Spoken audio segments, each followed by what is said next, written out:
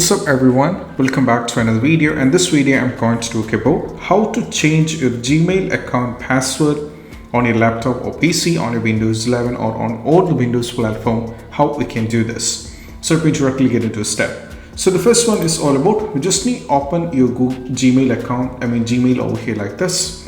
And once you logged in into this, and right now you might be already logged in and now you wanted to change the password, you feel like some kind of fishy things and all those things. So if you wanted to change it, this is what you have to do. Just go over here on the settings icon over here. You can see there is a gear icon. Just click on this one, and there is an option called see all settings, and you have to click on this one as well.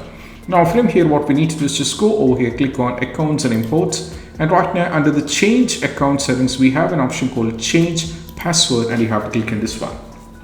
So what happens is that's going to take you to another page, and right now we need to set a password here. What is your actually the available existing password? You need to set this up. So first what I'm going to do is I'm going to set the password over here like this, and I'm going to try into next so that it is logged in. And now I wanted to change the password. So if I wanted to change the password, I can change it from here.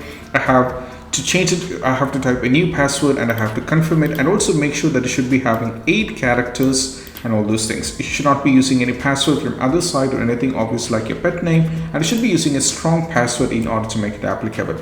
And this is what we have to do, and it's quite simple as it is. After you type in the password that you feel like, you can confirm it once again, and you can just go for change password. So the password will be changed, and you have to keep in mind this is the same for the Google and the Gmail account. So once you change the password, you have to keep in mind, should be knowing the password, what is your password, and you have to get it back once again. So this is what you have to do, and I hope this quick video is helpful.